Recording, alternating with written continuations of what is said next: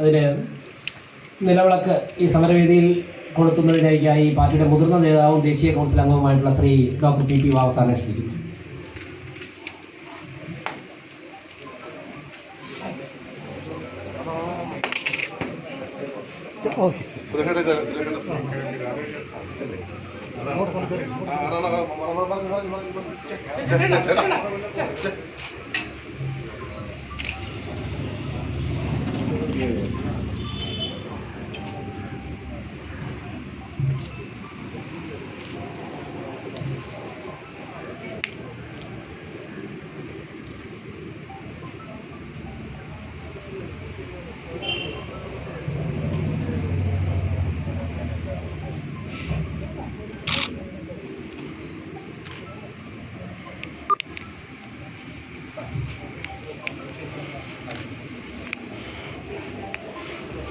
പ്രിയപ്പെട്ട സുഹൃത്തുക്കളെ, നമുക്കറിയാം സമാനതകളില്ലാത്ത സംഭവങ്ങളിലൂടെയാണ് കേരള രാഷ്ട്രീയം കടന്നുപോയിക്കൊണ്ടിരിക്കുന്നത്. ഓരോ നിമിഷവും ജനാധിപത്യ വിശ്വാസികളെയൊക്കെ തന്നെ ഞെട്ടിക്കുന്ന തരത്തിലുള്ള വസ്തുതകളാണ് പുറത്തു വരുന്നത്. ഒരു ഇരുമ്പ് മറയ്ക്കുള്ളിൽ കഴിഞ്ഞ 4 വർഷമായി പിണറായി വിജയന്റെ നേതൃത്വത്തിലുള്ള സംസ്ഥാന സർക്കാർ കേരളത്തിൽ ചെയ്തുകൊണ്ടിരുന്നത് ഒരിക്കലും ഒരു പരിഷ്കൃത സമൂഹത്തിന് ചേർന്ന നടപടികളല്ല എന്ന് സമൂഹം വിലയിരുത്തി കഴിഞ്ഞു. എന്നിട്ടും അധികാരത്തിൻ്റെ അകത്തളങ്ങൾ കടിച്ചു തൂങ്ങിയിരിക്കുവാൻ വേണ്ടി എല്ലാ പ്രത്യയശാസ്ത്രങ്ങളും എല്ലാ അടിസ്ഥാന പ്രമാണങ്ങളെയും പണയം വെച്ചുകൊണ്ടുള്ള നീക്കമാണ് പിണറായി വിജയൻ്റെയും LDF ഗവൺമെൻറ്റിൻ്റെയും ഭാഗത്തു നിന്നുണ്ടാകുന്നത്. എന്നാൽ നരേന്ദ്രമോദിയുടെ നേതൃത്വത്തിലുള്ള ഗവൺമെൻറ് സ്വീകരിക്കുന്ന നടപടികൾ ഓരോ നിമിഷവും കേരളമെന്നല്ല കേരളത്തെ സ്നേഹിക്കുന്ന എല്ലാവരും ഉറ്റുനോക്കിക്കൊണ്ടിരിക്കുകയാണ്. ഈ വിഷയത്തിൽ BJP ആദ്യമായി സമൂഹത്തോട് മുഖ്യമന്ത്രിയുടെ ഓഫീസിന് സ്വർണം കള്ളക്കടത്ത് കേസിൽ പങ്കുണ്ട് എന്ന് വിളിച്ചു പറയാൻ ധൈര്യം കാണിച്ചത് BJP ആണ്, നമ്മുടെ പാർട്ടിയുടെ സംസ്ഥാന അധ്യക്ഷനാണ്. അതിനെ തുടർന്ന് ഈ പരിമിതമായ സാഹചര്യങ്ങൾക്കുള്ളിൽ നിന്നുകൊണ്ട് നിരവധി സമരങ്ങൾ സംഘടിപ്പിക്കുവാൻ വേണ്ടി BJPക്ക് സാധിച്ചു. BJPയുടെ സമരങ്ങൾ കേരളത്തിൻ്റെ രാഷ്ട്രീയ അജണ്ട സെറ്റ് ചെയ്യുന്ന അവസരത്തിലേക്ക് ജനപിന്തുണയോടെ പോയിക്കൊണ്ടിരിക്കുകയാണ്. മുതിർന്ന നേതാക്കൾ ശ്രീ O രാജഗോപാൽ MLA, കേന്ദ്രമന്ത്രി ശ്രീ V മുരളീധരൻ ഉൾപ്പെടെയുള്ള PK കൃഷ്ണദാസ് ഉൾപ്പെടെയുള്ള മുതിർന്ന നേതാക്കന്മാർ ഉപവാസ സമരത്തിൽ പങ്കാളികളായി. അതിൻ്റെ അടിസ്ഥാനത്തിലുള്ള സംസ്ഥാന അധ്യക്ഷന്റെ ഉപവാസ സമരമാണ് ഇന്ന് നടക്കുന്നത്. ഈ സമരപരിപാടിയിൽ ആദ്യം വന്ദേ മാതരം, അതിനുവേണ്ടി അനഘ S അനിലിനെ ക്ഷണിക്കുന്നു.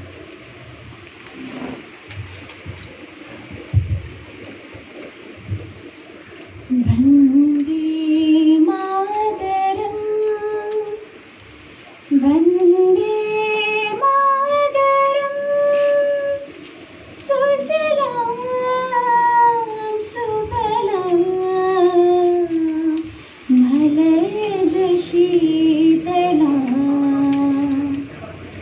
സസ്യശ്യാമളാം മാതരം വന്ദേ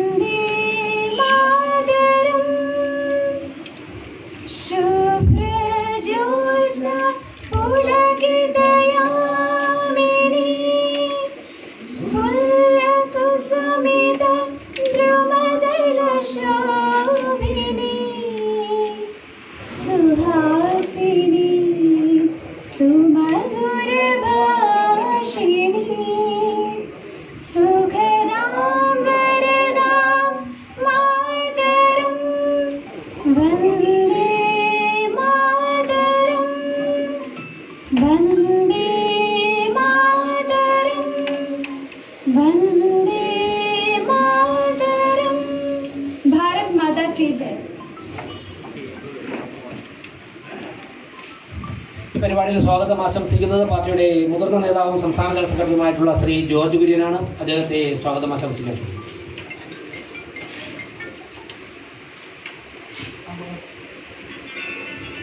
ബഹുമാന്യനായ BJP സംസ്ഥാന പ്രസിഡന്റ് ശ്രീ K സുരേന്ദ്രൻ,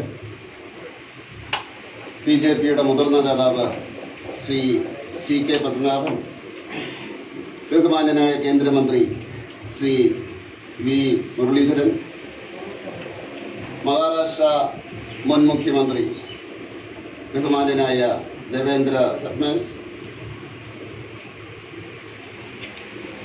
ബഹുമാന്യരായ നേതാക്കളെ, ഈ പരിപാടി വീക്ഷിക്കുന്ന ലക്ഷക്കണക്കിന് ജനാധിപത്യ വിശ്വാസികൾ,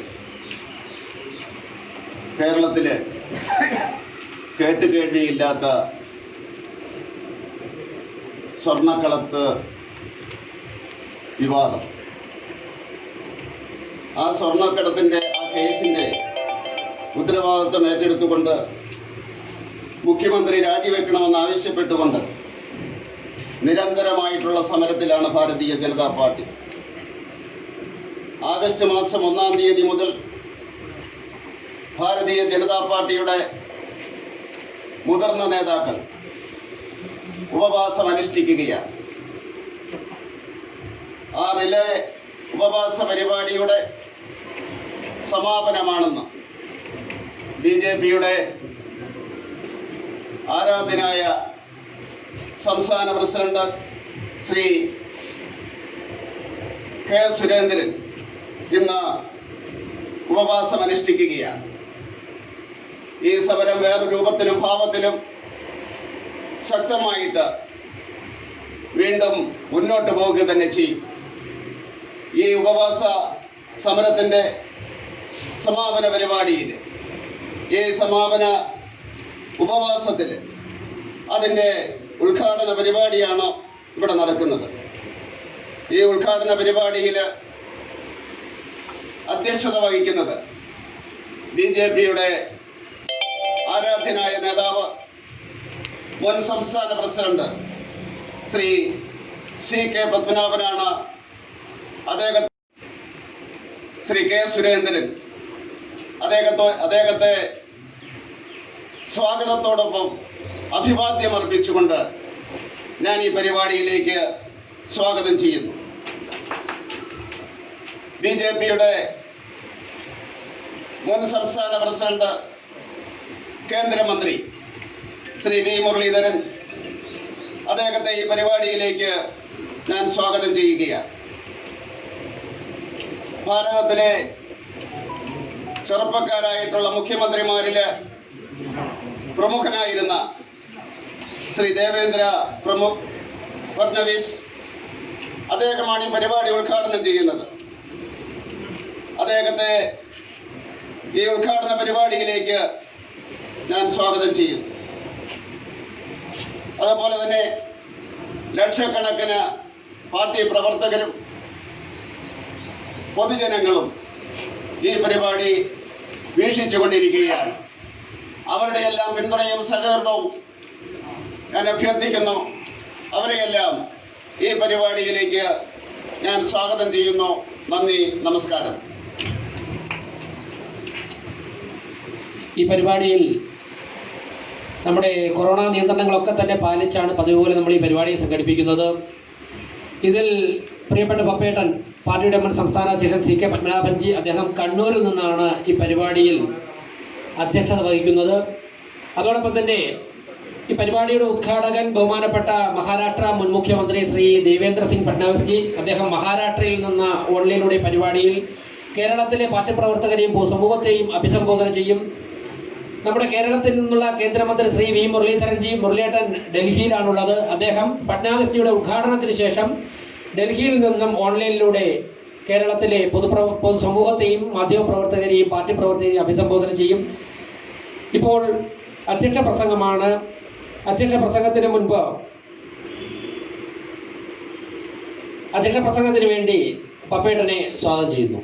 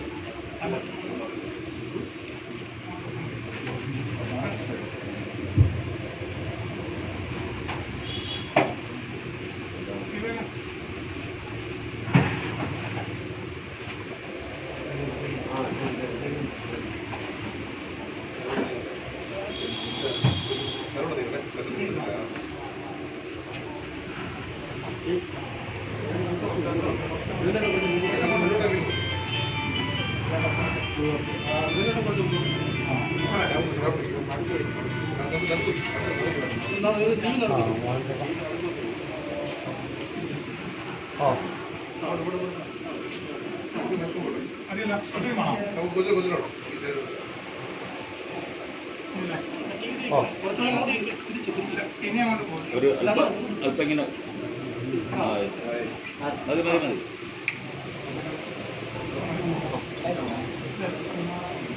ഓ നാളെ വരാം. ഓ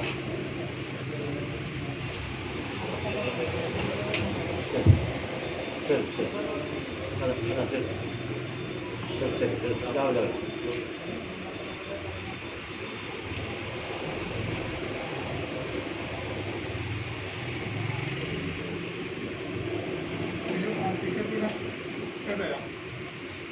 ഉപവാസ സമരം ചെയ്യുന്ന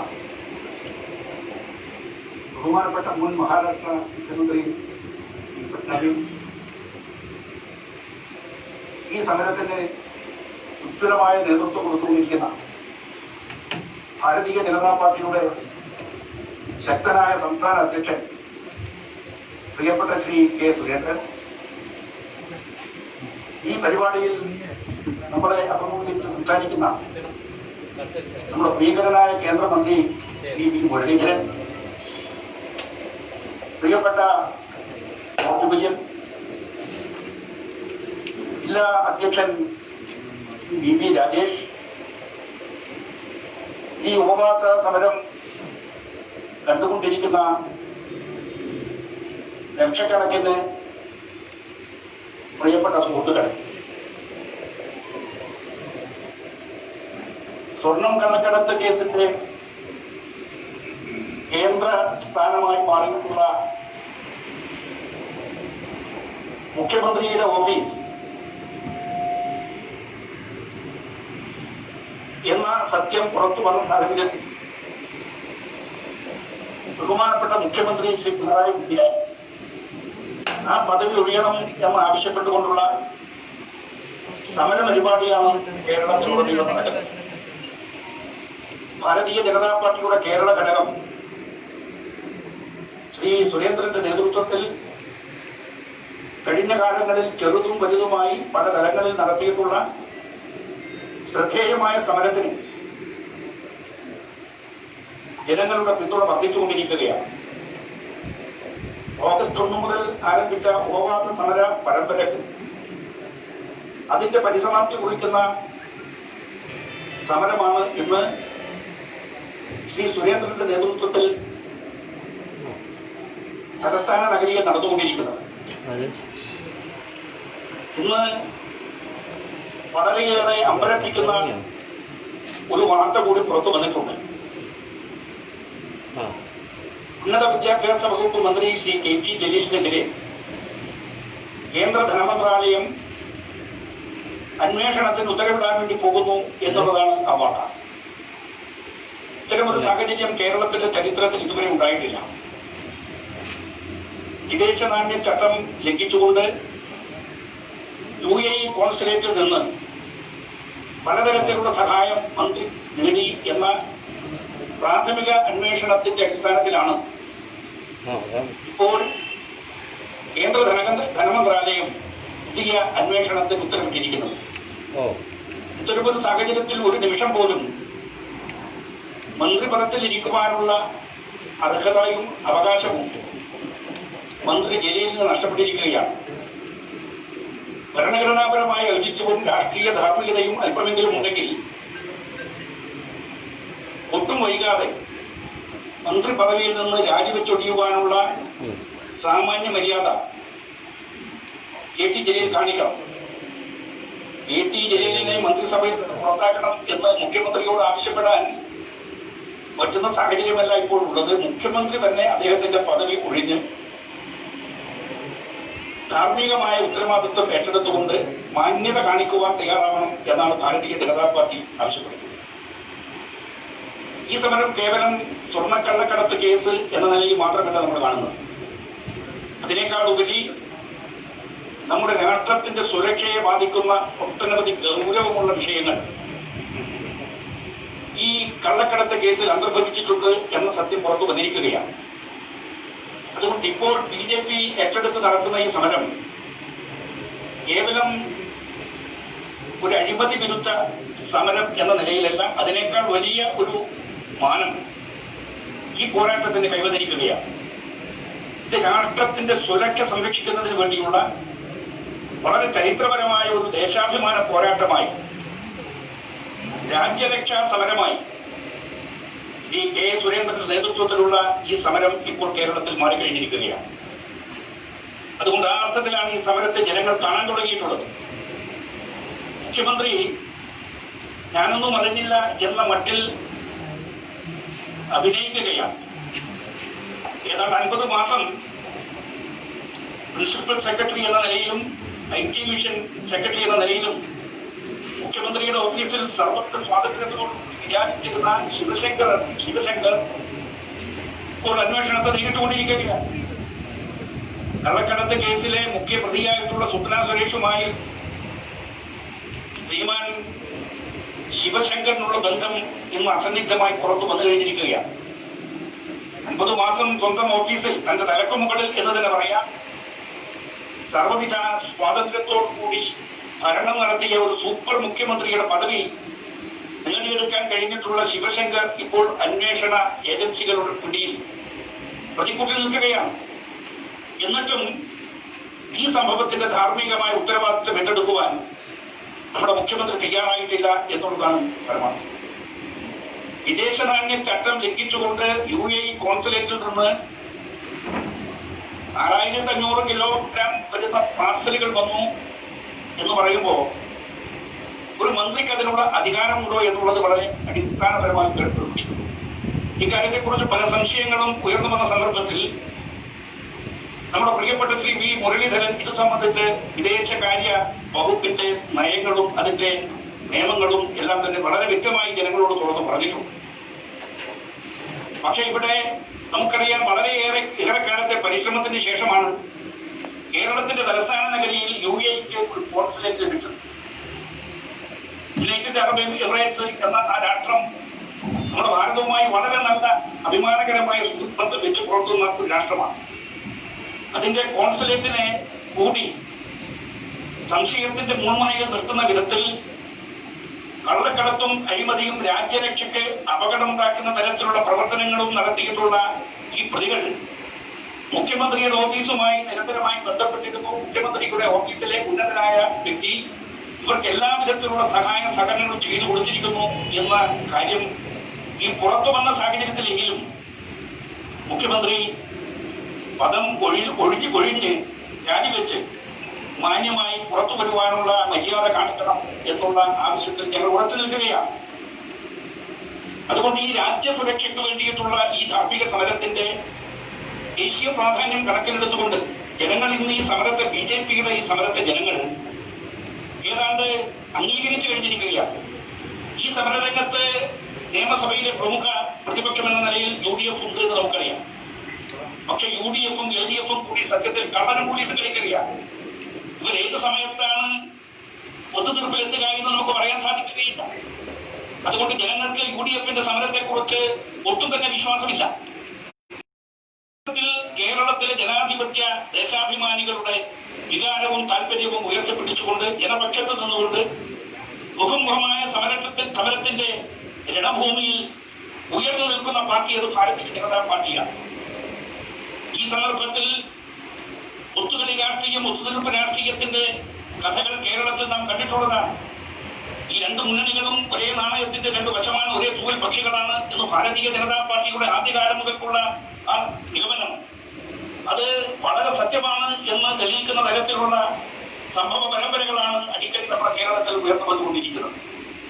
അതുകൊണ്ട് 5 കൊല്ലം ഒരു മുന്നണി ഭരിക്കുക, ആ ഭരിക്കുന്ന കാലത്ത് അവർ ഖജനാവ് കൊള്ളയടിക്കുക, അപ്പോൾ പ്രതിപക്ഷത്തിരുന്നുകൊണ്ട് ചില സമര നാടകങ്ങൾ നടത്തുക, അത് കഴിഞ്ഞ് പിന്നെ പ്രതിപക്ഷത്തുള്ള ആ മറ്റേ മുന്നണി വീണ്ടും അധികാരത്തിൽ വരിക, പിന്നെ 5 കൊല്ലം അവർ കേരളത്തിന്റെ ഖജനാവ് കട്ടുമുട്ടിക്കുക, വികസനത്തെ തുരങ്കം വെക്കുക.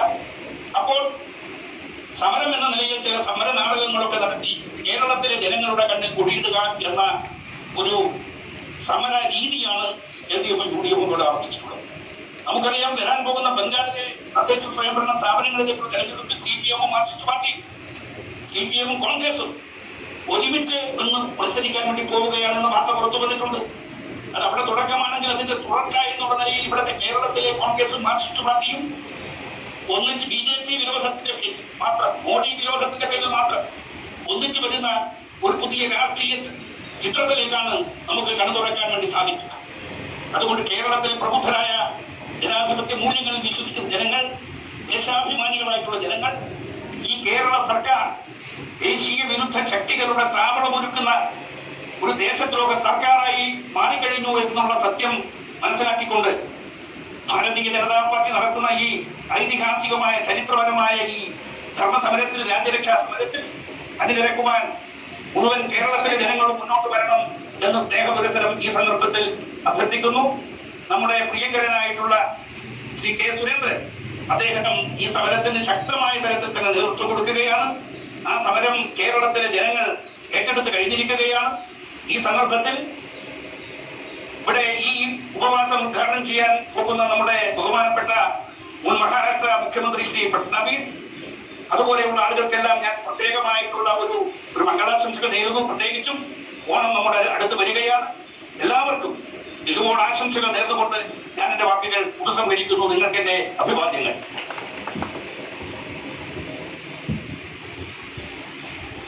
നമുക്കറിയാം, കേരളം എന്ന ഏറ്റവും ആകാംക്ഷയോടെ ചർച്ച ചെയ്യുന്ന സ്വർണ്ണക്കള്ളക്കടത്ത് കേസായാലും, ഏറ്റവും പ്രതീക്ഷയോടെ ചർച്ച ചെയ്യുന്ന തിരുവനന്തപുരം വിമാനത്താവള വികസനമായാലും വളരെ ശക്തമായ നിലപാടുകൾ സ്വീകരിച്ചുകൊണ്ടാണ് നരേന്ദ്രമോദി ഗവൺമെൻറ് മുന്നോട്ട് പോകുന്നത്. നരേന്ദ്രമോദി ഗവൺമെൻറ്റിൽ നമ്മുടെ കേരളത്തെ പ്രതിനിധീകരിക്കുന്ന ശ്രീ V. മുരളീധരൻ ഈ പരിപാടിയിലുണ്ട്. ദേവേന്ദ്ര ഫഡ്നാവിസ്ജിയുടെ ഉദ്ഘാടന പ്രസംഗത്തിന് മുൻപ് ഈ കാര്യങ്ങൾ കേരളത്തെയോട് സംസാരിക്കാൻ വേണ്ടി ശ്രീ V. മുരളീധരൻജിയെ ക്ഷണിക്കുകയാണ്.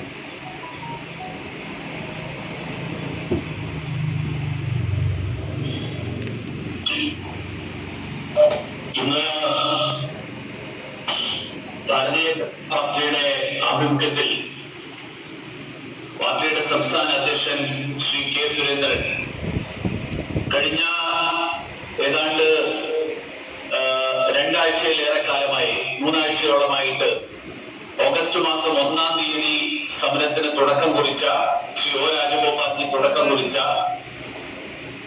പ്രമുഖ പാർട്ടിയുടെ സംസ്ഥാന നേതാക്കന്മാരുടെ ഉപവാസ സമരത്തിന്റെ സമാപനം കുറിച്ചുകൊണ്ട് തിരുവനന്തപുരത്ത് ഈ ഉപവാസ സമരത്തിന് നേതൃത്വം നൽകുന്ന ഈ സന്ദർഭത്തിൽ സമരത്തിന്റെ ഔപചാരികമായിട്ടുള്ള ഉദ്ഘാടനം നിർവഹിക്കുന്ന ബഹുമാന്യനായിട്ടുള്ള മഹാരാഷ്ട്ര മുൻ മുഖ്യമന്ത്രി ശ്രീ ദേവേന്ദ്ര ഫഡ്നാവിസ് ജി, ഈ പരിപാടിയുടെ അധ്യക്ഷത വഹിക്കുന്ന ശ്രീ CK പത്മനാഭൻ, മറ്റ് ബഹുമാന്യരായിട്ടുള്ള നേതാക്കൾ, എല്ലാവർക്കും നമസ്കാരം. കഴിഞ്ഞ ഏതാണ്ട് 1.5 മാസക്കാലത്തിലേറെ फडणवीस जी, मैं थोड़ा 10 मिनट बोलूंगा क्योंकि मुझे पता है कि आप काफी व्यस्त होंगे, लेकिन 10 मिनट बोल के मैं आपका उद्घाटन के लिए इंतजार करूं. ഭാരതീയ ജനതാ പാർട്ടി കഴിഞ്ഞ 1.5 മാസക്കാലത്തിലേറെയായി കേരളം ഇതുവരെ നേരിട്ടതിൽ വെച്ച് ഏറ്റവും ഗുരുതരമായിട്ടുള്ള അഴിമതി ആരോപണങ്ങൾക്കെതിരായിട്ടുള്ള ഒരു പോരാട്ടത്തിലാണ്. കേരളം ഭരിച്ചിട്ടുള്ള മാറി മാറി ഭരിച്ചിട്ടുള്ള സർക്കാരുകൾ, ഈ സർക്കാരുകൾക്കെതിരായിട്ട് അഴിമതി ആരോപണങ്ങൾ ഉയർന്നു വരുന്നത് ഇതാദ്യമായിട്ടല്ല. മുൻകാലങ്ങളിലും ഇതിന് തൊട്ടു മുൻപ് ഭരിച്ച ശ്രീ ഉമ്മൻചാണ്ടി സർക്കാരിന് ഉൾപ്പെടെ ഇതിനായിട്ട് നിരവധി ആരോപണങ്ങൾ ഉയർന്നു വന്നിട്ടുണ്ട്. പക്ഷേ ഇത്തവണ ഉയർന്നു വന്നിട്ടുള്ള ആരോപണം വളരെ ഗുരുതരമായിട്ടുള്ള ആരോപണമാണ്. അത് ഈ നാടിന്റെ സുരക്ഷയെ തന്നെ ബാധിക്കുന്ന തരത്തിലുള്ള ആരോപണമാണ്. മാത്രമല്ല, മുഖ്യമന്ത്രിയുടെ കഴിഞ്ഞ സർക്കാരിന്റെ കാലത്ത് മുഖ്യമന്ത്രിയുടെ ഓഫീസുമായി ബന്ധപ്പെട്ടുകൊണ്ട് ചില ആളുകൾ നടത്തിയ തട്ടിപ്പിന്റെ കാര്യങ്ങളാണ് പുറത്തു വന്നിരുന്നതെങ്കിൽ ഈ തവണ മുഖ്യമന്ത്രിയുടെ ഏറ്റവും വിശ്വസ്തനായിട്ടുള്ള, മുഖ്യമന്ത്രിയുടെ മുഴുവൻ മുഖ്യമന്ത്രിയുടെ ഓഫീസിന്റെ മുഴുവൻ കാര്യങ്ങളും നിയന്ത്രിച്ചിരുന്ന വ്യക്തി, ആ വ്യക്തി ഉൾപ്പെട്ടുകൊണ്ട് നടത്തിയിട്ടുള്ള തട്ടിപ്പ് മാത്രമല്ല, രാജ്യ സുരക്ഷയെ ബാധിക്കുന്ന ഉൾപ്പെടെയുള്ള നിരവധി സംഭവങ്ങൾ, ആ സംഭവങ്ങളാണ് ഇപ്പോൾ പുറത്തു വന്നുകൊണ്ടിരിക്കുന്നത്. അതിന് കൂട്ടുനിൽക്കുന്ന സമീപനം സ്വീകരിക്കുന്ന സംസ്ഥാന ഭരണകൂടം, മന്ത്രിമാരുൾപ്പെടെയുള്ള ആളുകൾ എല്ലാവിധ നിയമങ്ങളും കാറ്റിൽ പറത്തിക്കൊണ്ട് നടത്തുന്ന ശ്രമങ്ങൾ, ഇതാണ് ഒരുപക്ഷെ കേരളത്തിന്റെ ചരിത്രത്തിൽ ഇന്നുവരെ കണ്ടിട്ടില്ലാത്ത തരത്തിലുള്ള ഈ സാഹചര്യം സൃഷ്ടിച്ചിട്ടുള്ളത്. പക്ഷെ ഇതൊക്കെ വരുമ്പോൾ മുഖ്യമന്ത്രി ഓരോ സന്ദർഭത്തിലും ഇതൊക്കെ നിസ്സാരവൽക്കരിക്കുകയും യുക്തിസഹമായിട്ടുള്ള മറുപടി നൽകാതെ ഒഴിഞ്ഞു മാറുകയും ചെയ്യുന്ന സമീപനം, ആ സമീപനമാണ് സ്വീകരിച്ചിട്ടുള്ളത്. നമ്മൾ തുടക്കം മുതൽ എടുത്തു നോക്കിയാൽ മുഖ്യമന്ത്രിയുടെ ഓഫീസുമായിട്ടുള്ള ബന്ധത്തിന്റെ കാര്യങ്ങൾ ഉന്നയിക്കപ്പെട്ടപ്പോൾ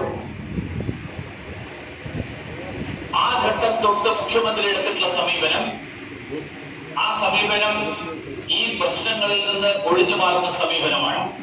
ഈ പ്രശ്നത്തിന്റെ ഉത്തരവാദിത്തത്തിൽ നിന്ന് ഒഴിഞ്ഞു മാറുന്ന സമീപനമാണ്. തന്റെ പ്രിൻസിപ്പൽ സെക്രട്ടറിക്കെതിരായിട്ട് പോലും ഗുരുതരമായിട്ടുള്ള ആരോപണങ്ങൾ ഉയർന്നപ്പോൾ അദ്ദേഹം അത് കണ്ടില്ല എന്ന് നടിക്കുകയാണ് തുടക്കത്തിൽ ചെയ്തത്. പിന്നീട് ഗത്യന്തരമില്ലാതെ ആ ആളെ സസ്പെൻഡ് ചെയ്തപ്പോഴും അതിനപ്പുറത്ത് സംസ്ഥാന സർക്കാരിന്റെ ഒരു അന്വേഷണം പോലും അതിനെതിരായിട്ട്, ആ വ്യക്തിക്കെതിരായിട്ട് നടത്താൻ മുഖ്യമന്ത്രി ആ ഘട്ടത്തിൽ തയ്യാറായിരുന്നില്ല. അതിനുശേഷം അദ്ദേഹത്തിന്റെ മന്ത്രിസഭയിലെ ഒരംഗം എല്ലാവിധ ചട്ടങ്ങളും ലംഘിച്ചുകൊണ്ട് UAE കോൺസുലേറ്റുമായിട്ട് ഇടപാടുകൾ നടത്തി എന്നുള്ള വസ്തുത, ആ വസ്തുത പുറത്തു വന്നപ്പോഴും ആ മന്ത്രിയെ സംരക്ഷിക്കുന്ന നിലപാടാണ് മുഖ്യമന്ത്രി എടുത്തുകൊണ്ടിരിക്കുന്നത്. അതിനുശേഷം ഇപ്പോ ഈ വടക്കാഞ്ചേരിയിൽ പണിയുന്ന ഫ്ലാറ്റ്, ലൈഫ് മിഷൻ എന്നുള്ള പദ്ധതിയുടെ ഭാഗമായിട്ട് പണിയുന്ന ഫ്ലാറ്റ്, ആ ഫ്ലാറ്റിനെ പറ്റിയിട്ട് ചോദ്യങ്ങൾ ഉയർന്നു വരുമ്പോ തന്റെ മന്ത്രിമാരെ കൊണ്ട് തെറ്റിദ്ധാരണാജനകമായിട്ടുള്ള വിവരങ്ങൾ പുറത്തു നൽകിക്കൊണ്ട് വീണ്ടും അതിൽ നിന്ന് ഒഴിഞ്ഞു മാറാനുള്ള ശ്രമമാണ് നടന്നുകൊണ്ടിരിക്കുന്നത്. ഒന്നുകിൽ ശ്രീ പിണറായി വിജയൻ സ്വയം സമ്മതിക്കണം, അദ്ദേഹം ഒരു ഭരണ പരിചയവും ഭരണപാഠവും ഇല്ലാത്തൊരു, കേരളം ഇതുവരെ കണ്ടിട്ടില്ലാത്ത ഒരു കഴിവുകെട്ട മുഖ്യമന്ത്രിയാണെന്ന് സ്വയം സമ്മതിക്കണം. എത്ര മാർക്സിസ്റ്റ് പാർട്ടിയുടെ നേതാക്കന്മാര് മാത്രമല്ല, എനിക്ക് ഓർമ്മയുണ്ട്, ശ്രീ പിണറായി വിജയൻ സത്യപ്രതിജ്ഞ ചെയ്ത ദിവസം കേരളത്തിലെ ചാനലുകളിൽ വന്നിരുന്ന് മാധ്യമ പ്രവർത്തകരും അതുപോലെ നിഷ്പക്ഷ നിരീക്ഷകർ എന്നൊക്കെ വിശേഷണം ചാർത്തി കൊണ്ടുവന്നിട്ടുള്ള ആളുകളൊക്കെ പറഞ്ഞത് കേരളം കണ്ടതിൽ വെച്ച് ഏറ്റവും ഭരണപടുവായിട്ടുള്ള, ഏറ്റവും ഭരണപരമായിട്ടുള്ള കഴിവുള്ള ഒരു വ്യക്തി ഇതാ കേരളത്തിന്റെ മുഖ്യമന്ത്രിയായി വന്നിരിക്കുന്നു. സ്വന്തം മന്ത്രിസഭയിൽ നടക്കുന്ന, സ്വന്തം ഓഫീസിൽ നടക്കുന്ന, സ്വന്തം ഭരണത്തിൽ കീഴിൽ നടക്കുന്ന കാര്യങ്ങൾ ഒന്നും തന്നെ അറിയാത്ത ഒരു മുഖ്യമന്ത്രിക്ക് എങ്ങനെ അദ്ദേഹം ഭരണപരമായിട്ടുള്ള കഴിവുള്ള ഭരണാധികാരി എന്നുള്ള നിലയിൽ കഴിവുറ്റ ഭരണാധികാരിയാണെന്ന് അവകാശപ്പെടാൻ കഴിയും? അപ്പൊ ഈ കഴിവുകെട്ട മുഖ്യമന്ത്രിയുടെ കീഴിൽ കേരളത്തിന്റെ ഭാവി സുരക്ഷിതമായിരിക്കുമോ എന്നുള്ളതാണ് നമ്മൾ ഇന്ന് ഉയർന്നു വരുന്ന ചോദ്യം. ഒന്നുകിൽ കഴിവുകെട്ട മുഖ്യമന്ത്രി, അല്ലെങ്കിൽ എല്ലാ നമ്മുടെ ഈ വലിയ കൊലപാതകങ്ങളൊക്കെ നടക്കുമ്പോ പോലീസ് അന്വേഷണം നടക്കുന്ന സമയത്ത് ആ പരിസരത്ത് തന്നെ കൊലപാതകത്തിൽ നേരിട്ട് പങ്കെടുത്ത ആളുകൾ ചുറ്റിപ്പറ്റ, കാരണം കുറ്റവാളിയാണെന്ന് മറ്റുള്ളവർ ധരിക്കാതിരിക്കാൻ വേണ്ടിയിട്ട് അവർ ചെയ്യും. കുറ്റവാളിയാണെന്ന് ധരിക്കുക എങ്ങനെയാ? ആ രംഗത്ത് നിന്ന് മാറി നിന്നു കഴിഞ്ഞാൽ ഇയാൾ ഒഴിഞ്ഞു നിൽക്കുന്നു എന്നുള്ള സംശയം വരും. വലിയ കള്ളന്മാര് ചെയ്യുന്നത്, അവര് ചെയ്യുന്നത് കുറ്റകൃത്യം നടന്നതിന് ശേഷം അന്വേഷണത്തിന് താനും കൂടി സഹായിക്കുന്നു എന്നുള്ള ഒരു ധാരണ സൃഷ്ടിച്ചുകൊണ്ട് പോലീസിനെ കുറ്റാന്വേഷണത്തിൽ സഹായിക്കുന്ന സമീപനം. ഇതേ സമീപനമാണ് മുഖ്യമന്ത്രി എടുത്തിരിക്കുന്നത്. കാരണം ഈ സംഭവം വന്നപ്പോൾ നേരെ പ്രധാനമന്ത്രിക്ക് ഒരു കത്ത്, കേന്ദ്ര ഏജൻസി ഏജൻസികൾ താങ്കൾക്ക് ഉചിതമായിട്ടുള്ള ഏജൻസികൾ അന്വേഷണം നടത്തട്ടെ എന്ന് പറഞ്ഞുകൊണ്ടൊരു കത്ത്. ഈ കത്ത് സ്വന്തം കള്ളം ഒളിപ്പിച്ചു വെക്കാനുള്ള ഒരു അഭിനയത്തിന്റെ ഭാഗമല്ലേ, ഒരു നാട്യത്തിന്റെ ഭാഗമല്ലേ, ഒരു സമർത്ഥമായിട്ടുള്ള തെറ്റിദ്ധരിപ്പിക്കാനുള്ള ശ്രമത്തിന്റെ ഭാഗമല്ലേ, തനിക്കൊന്നും മറച്ചു വെക്കാനില്ല എന്നുള്ള ഒരു ധാരണ ജനങ്ങളിൽ സൃഷ്ടിക്കാൻ? പക്ഷെ ഇതൊക്കെ താങ്കളുടെ പൊയ്മുഖങ്ങൾ അടിഞ്ഞു വീടുകൊണ്ടിരിക്കുകയാണ്. താങ്കളുടെ കഴിവില്ലായ്മ ഒന്നുകിൽ രംഗത്ത് പുറത്തു വരുന്നു, അല്ലെങ്കിൽ താങ്കളുടെ ഈ എല്ലാ കുറ്റകൃത്യങ്ങളിലുമുള്ള പങ്കാളിത്തം, ആ പങ്കാളിത്തം പുറത്തു വരുന്നു. ഏറ്റവും ഒടുവില് തിരുവനന്തപുരം വിമാനത്താവളം, തിരുവനന്തപുരം വിമാനത്തിന്റെ നടത്തിപ്പ് സ്വകാര്യ വ്യക്തികളെ ഏൽപ്പിക്കുന്നതിനെതിരായിട്ട് ഇത്ര വലിയ ബഹളം ഉണ്ടാക്കുന്ന ആളുകൾ, ആ ആളുകൾ തന്നെ ഈ ടെൻഡർ പ്രക്രിയയിൽ പങ്കാളികളായത് ഈ നടപടിയെ അംഗീകരിച്ചുകൊണ്ടല്ലേ? സ്വകാര്യ ഏജൻസികൾക്ക് ഇത് ഏൽപ്പിച്ചു കൊടുക്കാനുള്ള കേന്ദ്ര സർക്കാരിന്റെ തീരുമാനത്തെ അംഗീകരിച്ചുകൊണ്ടാണ് നിങ്ങൾ ടെൻഡർ പ്രക്രിയയിൽ പങ്കാളികളായത്. അല്ലെങ്കിൽ നിങ്ങൾ പറയായിരുന്നില്ലേ, ഞങ്ങൾ ടെൻഡർ പ്രക്രിയക്കൊന്നും തയ്യാറല്ല, ഞങ്ങളെ നേരിട്ട് ഏൽപ്പിക്കുകയാണെങ്കിൽ ഞങ്ങൾ ഏറ്റെടുക്കും, ഞങ്ങളെ ഏൽപ്പിക്കാതെ മറ്റാരെങ്കിലും ഏൽപ്പിക്കാൻ സാധിക്കുന്ന തരത്തിലുള്ള ടെൻഡർ പ്രക്രിയ നടപ്പിലാക്കുകയാണെങ്കിൽ ഞങ്ങൾ അതിൽ പങ്കെടുക്കില്ല. എന്തുകൊണ്ടത് ചെയ്തില്ല? ഇപ്പോ അതിന്റെ പേരിൽ ജനങ്ങളെ തെറ്റിദ്ധരിപ്പിക്കുക. കോൺഗ്രസ് ചെയ്യുന്നത് അതിനേക്കാൾ അഭാസ്യമായിട്ടുള്ള കാര്യമാണ്. കോൺഗ്രസ് ചെയ്യുന്നത് ശശി തരൂർ പിന്തുണയ്ക്കുന്നു വിമാനത്താവളം സ്വകാര്യവൽക്കരിക്കുന്നതിനെ, വിമാനത്താവളത്തിന്റെ നടത്തിപ്പ് സ്വകാര്യ ഏജൻസികളെ ഏൽപ്പിക്കുന്നതിനെ. കോൺഗ്രസിന്റെ നേതാക്കന്മാരെല്ലാവരും, ശ്രീമാൻ എ കെ ആന്റണി, പ്രതിപക്ഷ നേതാവ്, KPCC പ്രസിഡന്റ്, അങ്ങനെയുള്ള മുഴുവൻ ആളുകളും ഇതിനെ എതിർക്കുന്നു. AICC ജനറൽ സെക്രട്ടറി വിലക്കി എതിർക്കുന്നു.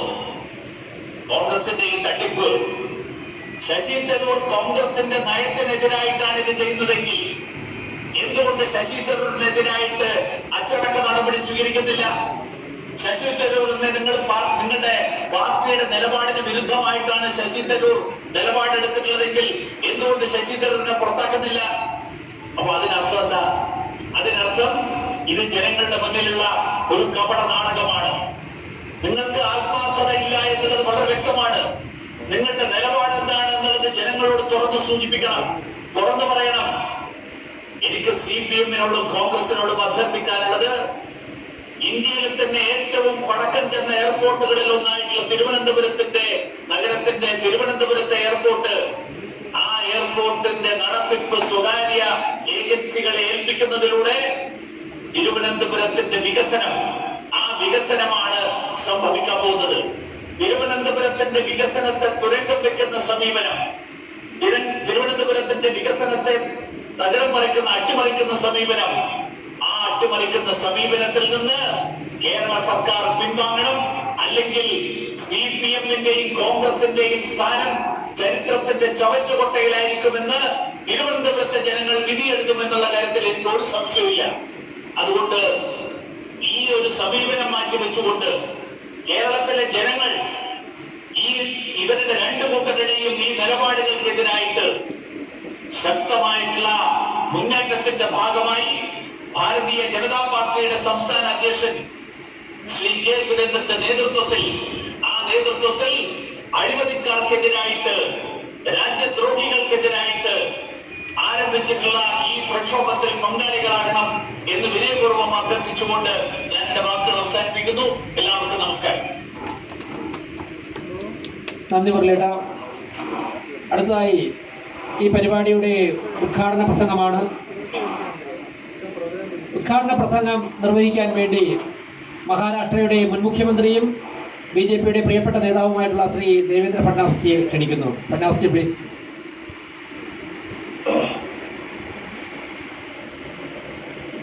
Our Minister of State in Modi government, Honorable Shri P. Muralidharan ji, Honorable Shri George Kujon ji, C.K. Padmanabhan ji, our warrior who is starting hunger strike against the corrupt government of elites. All the members and office bearers of BJP present on the occasion, dear friends, I feel that this is a unique case of corruption in the recent times in entire India. We have never seen such misuse of CM office, such blatant misuse for smuggling is absolutely unheard and unseen. And I think we must thank K. Surendran ji for not only unearthing this entire scandal, but constantly fighting for justice, constantly fighting to bring the culprits to the books. And I think with today's hunger strike, the entire Indian government, including the Chief Minister, will be totally shaken. And I think that it is high time that the Chief Minister comes clean on the entire issue. And if some morality, if he possesses, it is high time that he should resign. This is a classic case where a lady like Swapna Suresh, who is a former employee of UAE consulate, with no qualification, absolute no qualification, just a matriculate, is roped into the government office, into a institution directly working on the IT department. Was she IT expert? No. What was she appointed for? She was appointed as liaison. And myself, I have been a chief minister for last 5 years. I have been in public life for last 25 years. But I have never seen government requiring a liaison officer. It was not for coordinating the works for IT department, but it was a clear liaison to help gold smuggling. And I think the way IT Secretary and Principal Secretary of Chief Minister was giving patronage to the lady who was directly into this gold smuggling along with her accomplice. It is very clear that this entire episode was controlled and guided through the office of Chief Minister. It's the highest office of lawmakers in a state. It's an office which is supposed to head the government. It is an office which is supposed to propose and make laws so that the entire legal work is carried on. But when same office is utilized for illegal activities, And one more thing surprises me. I've never seen that a principal secretary of chief minister holds charge of any department. This doesn't happen. It's a conflict of interest. Because every single file of any department which is significant, which has policy decisions involved, comes to the Chief Minister office. So by default, the Principal Secretary of Chief Minister's office is in charge of coordinating all the departments. Then why Chief Minister allowed the Principal Secretary of his office to hold additional charge of IT department? Did he knew that there was a different liaison between the lady and the Principal Secretary, and it's not the first time that the gold has been smuggled, but now it is clear that with this modus operandi, they have been smuggling gold for a long time.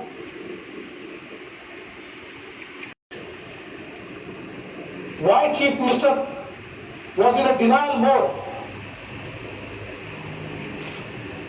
Initially he criticized BJP state president when he raised the issue. When the issue came to media, then he tried to shield the Principal Secretary. Why? If you are clean, if you have no involvement, it was your duty to sack the secretary immediately. But you did not do that. It was only after pressure from opposition and especially BJP and the media that the Chief Minister acted. Otherwise, I don't think that he was in any mood to take any action on the higher officials. And even while taking action, the wrong was not attributed. It was not an action taken for a smuggling scam, but it was an action taken because the civil servant did not act according to the service rules. It was a brazen criminal act, and in such brazen criminal act, how can you protect if you have no link to it?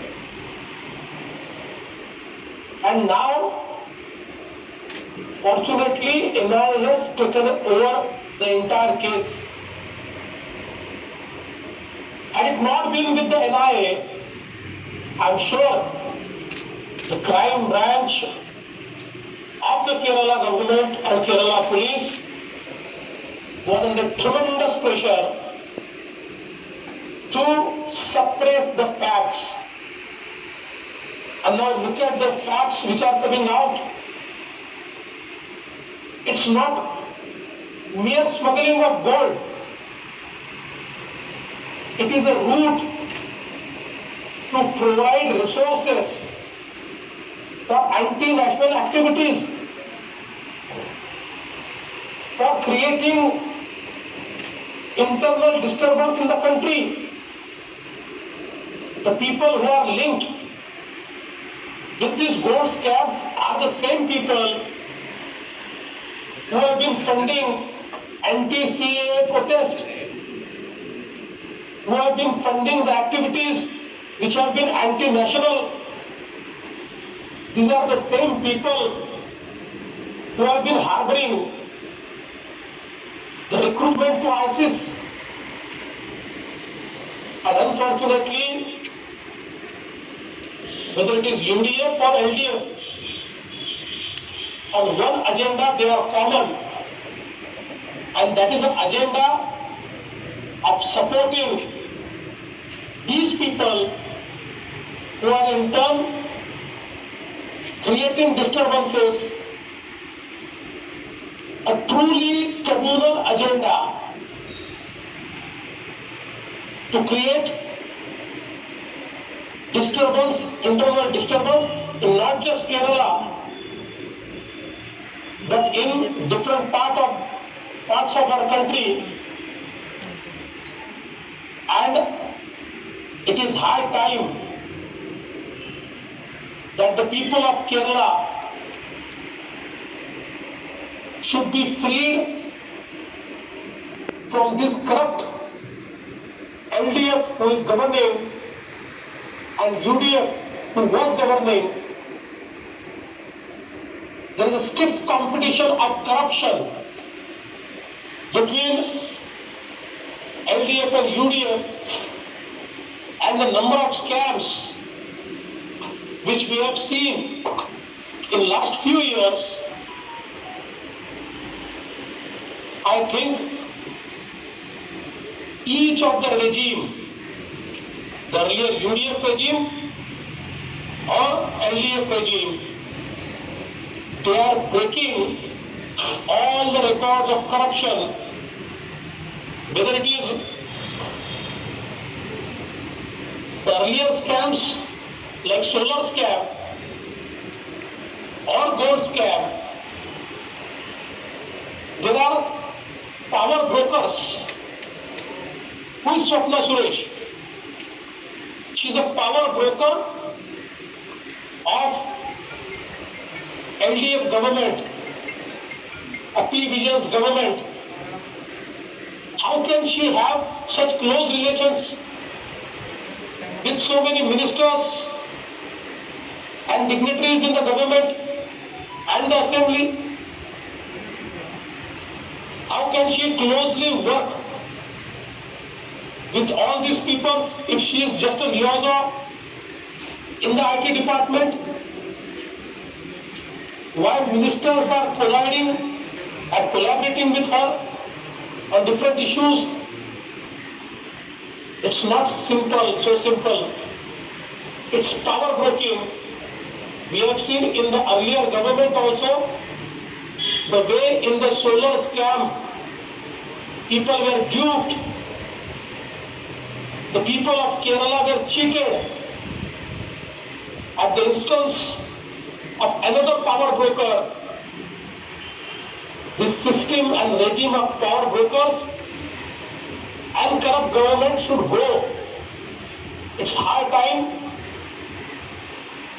that Kerala is freed from these power brokers. And I think the last 4 years of this government have been the 4 years of corruption. The sprinkler scam, it's a clear conflict of interest. In such COVID situation, in the lockdown stage, you award a work to a company which is clearly related to your daughter. It's pure conflict of interest. And I think we must thank the Honorable Court that it intervened and called off the contract. Otherwise, all sensitive information, and all of us know that today the data is one of the most important things. Data is gold, data is oil, and all this data was compromised in this entire deal. We have seen that even at the time of floods, there has been huge mismanagement by this government,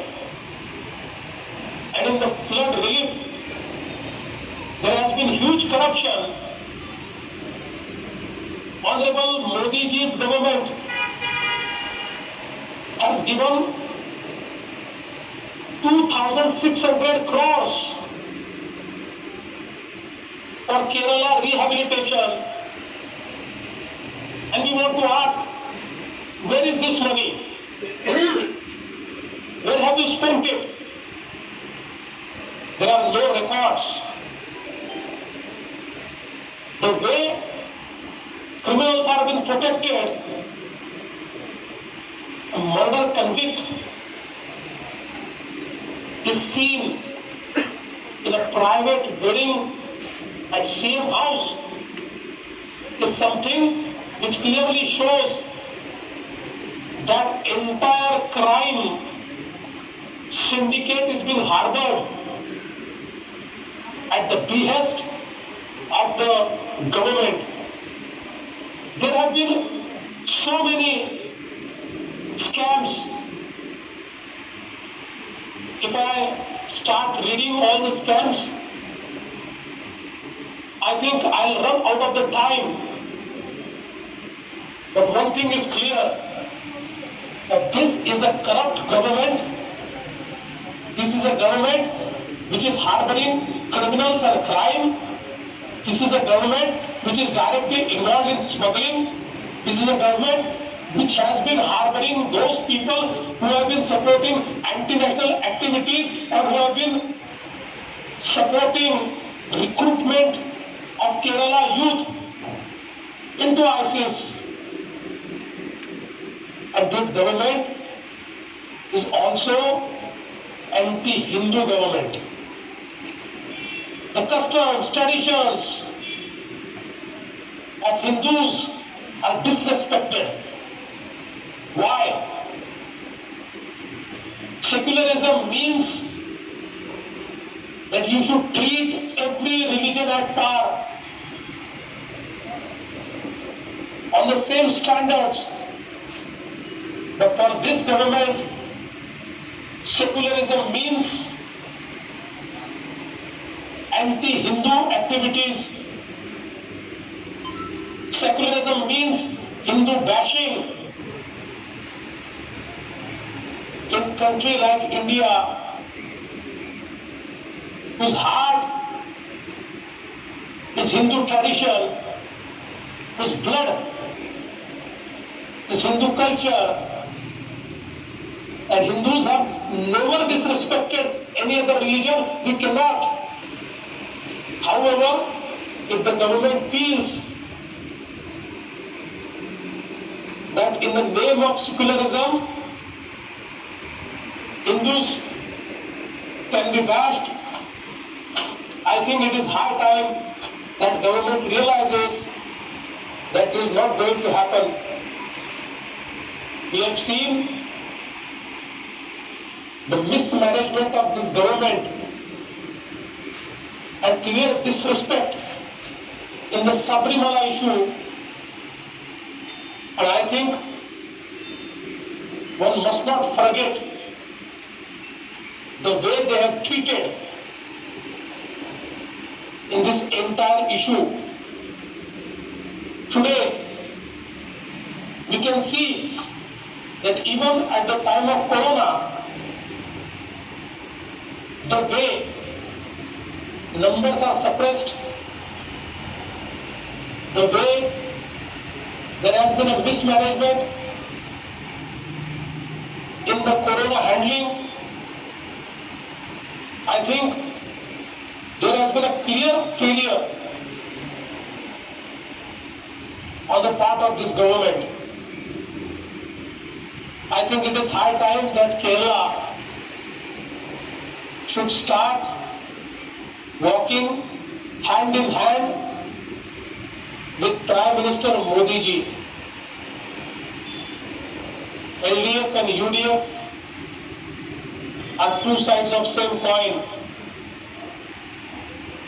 9 ministers of UDF government are under scanner.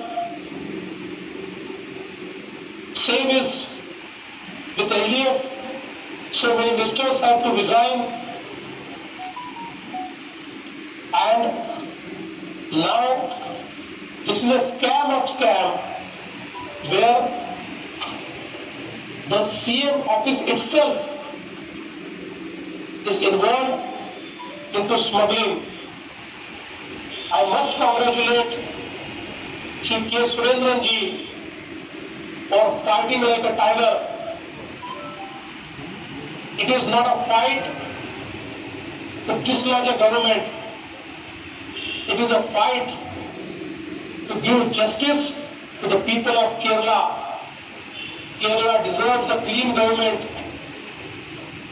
Kerala deserves a government like Prime Minister Modi ji, where in last 6 years, not a single scam has happened.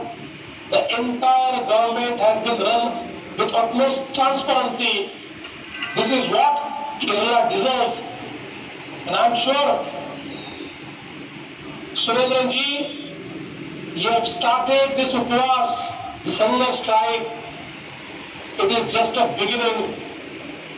I'm sure with all this fight which you have put up, there will be a day very soon when people will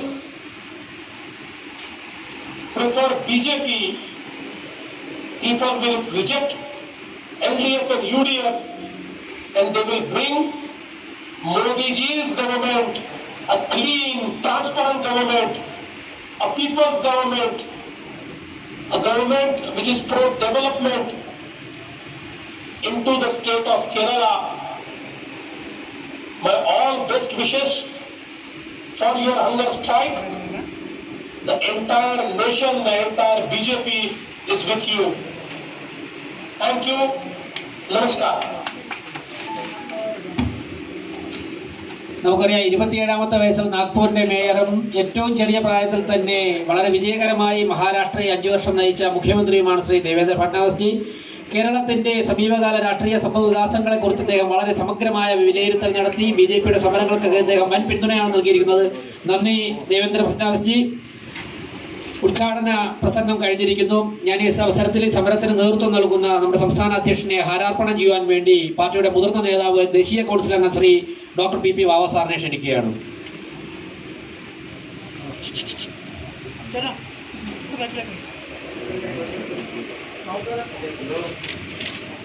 നമ്മൾ corona നിയന്ത്രണങ്ങൾ ഉള്ളതുകൊണ്ട് തന്നെ ഹാരാർപ്പണം ഒരൊറ്റ എണ്ണത്തിൽ മാത്രം ചുരുക്കുകയാണ്. ഈ സമരപരിപാടിക്ക് നേതൃത്വം നൽകുന്ന ശ്രീ സംസ്ഥാന അധ്യക്ഷൻ ശ്രീ K. സുരേന്ദ്രൻ, അദ്ദേഹം ഏതാനും വാക്കുകൾ നമ്മളോട് സംസാരിക്കും.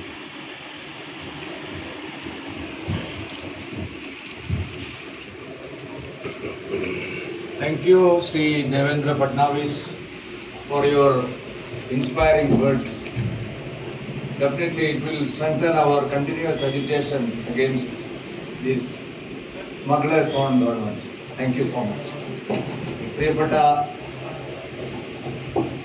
ഈ ചടങ്ങിന്റെ അധ്യക്ഷൻ ശ്രീ CK പത്മനാഭൻ ജി, ഈ സമരം ഔപചാരികമായി ഉദ്ഘാടനം ചെയ്ത മഹാരാഷ്ട്രയുടെ എക്കാലത്തെയും ജനപ്രിയ മുഖ്യമന്ത്രി ശ്രീ ദേവേന്ദ്ര ഫഡ്നാവിസ് ജി, പാർട്ടിയുടെ മുൻ സംസ്ഥാന അധ്യക്ഷനും കേന്ദ്ര വിദേശകാര്യ സഹമന്ത്രിയുമായ Shri V. Muraleedharan ji, doctor PP Vava sir, Shri S. Suresh, Shri C. Sivankutty അവർകൾ, ശ്രീമതി VT രമ അവർകൾ, ശ്രീ വെങ്ങാനൂർ സതീഷ്, ഇവിടെ സന്നിഹിതരായിട്ടുള്ള മറ്റ് ആദരണീയരായിട്ടുള്ള നേതാക്കളെ, പ്രിയപ്പെട്ട മാധ്യമ സുഹൃത്തുക്കളെ, ഈ പരിപാടി വീക്ഷിച്ചുകൊണ്ടിരിക്കുന്ന കേരളത്തിലെ സഹോദരി സഹോദരന്മാരെ, എല്ലാവർക്കും എൻ്റെ വിനീതമായ നമസ്കാരം. ഭാരതീയ ജനതാ പാർട്ടിയുടെ നേതൃത്വത്തിൽ ഏതാണ്ട് 1.5 മാസക്കാലത്തിലധികമായി നടന്നുകൊണ്ടിരിക്കുന്ന ഈ പ്രക്ഷോഭത്തിന്റെ ഒരു ഘട്ടം ഇന്ന് സമാപിക്കുകയാണ്. കൂടുതൽ ശക്തമായിട്ടുള്ള സമരങ്ങളുമായി ഭാരതീയ ജനതാ പാർട്ടിയും ദേശീയ ജനാധിപത്യ സഖ്യവും വരും ദിവസങ്ങളിൽ മുന്നോട്ട് വരുമെന്നുള്ള കാര്യം ഉറപ്പാണ്. ഈ അന്താരാഷ്ട്ര സ്വർണ്ണ കള്ളക്കടത്തിനെ സംബന്ധിച്ചുള്ള വിവരങ്ങൾ പുറത്തു വരുന്നത് ജൂലൈ മാസം 5-ാം തീയതി. 5-ാം തീയതിയാണ് ഇത് സംബന്ധിച്ചുള്ള വ്യക്തമായിട്ടുള്ള വിവരങ്ങൾ കേരളത്തിലെ ജനങ്ങൾക്ക് മുമ്പിൽ, രാജ്യത്തെ ജനങ്ങൾക്ക് മുമ്പിൽ അനാവരണം ചെയ്യപ്പെടുന്നു. രാജ്യത്തിന്റെ ചരിത്രത്തിൽ തന്നെ ഉണ്ടാവാത്ത അസാധാരണമായ ഒരു സ്വർണ്ണക്കള്ളക്കടത്തിന്റെ വിവരങ്ങളാണ് ആ ദിവസം പുറത്തു വന്നത്. കേരളത്തെ മാത്രമല്ല ഇത് ഞെട്ടിച്ചത്, രാജ്യത്തെ മുഴുവൻ ഞെട്ടിക്കുന്ന ഒരു സംഭവമായിരുന്നു. ജൂലൈ 6-ാം തീയതി മുതൽ ഭാരതീയ ജനതാ പാർട്ടി ഈ വിഷയത്തിന്റെ വസ്തുതകൾ അന്വേഷിച്ച് മനസ്സിലാക്കുകയും അതിൽ കുറ്റക്കാരായിട്ടുള്ള ആളുകളെ പൊതുസമൂഹത്തിന് മുമ്പിൽ കൊണ്ടുവരാൻ ആവശ്യമായിട്ടുള്ള ആത്മാർത്ഥമായിട്ടുള്ള പരിശ്രമങ്ങളാണ് നടത്തിക്കൊണ്ടിരിക്കുന്നത്. 6-ാം തീയതി രാവിലെ തന്നെ BJP പറഞ്ഞു, ഈ അന്താരാഷ്ട്ര സ്വർണ്ണക്കള്ളക്കടത്ത് കേസിന്റെ പ്രഭവ കേന്ദ്രം മുഖ്യമന്ത്രിയുടെ ഓഫീസാണ്. മുഖ്യമന്ത്രിയാണ് ഈ കേസിലെ പ്രധാനപ്പെട്ട കുറ്റവാളിയായിട്ട് പുറത്തേക്ക് വരാൻ പോകുന്നത്. ഈ അന്താരാഷ്ട്ര സ്വർണ്ണക്കള്ളക്കടത്ത് സംഘത്തെ മുഖ്യമന്ത്രിയുടെ ഓഫീസാണ് സഹായിച്ചത്. മുഖ്യമന്ത്രിയിലേക്കാണ് ഈ അന്വേഷണം നീങ്ങുന്നത്.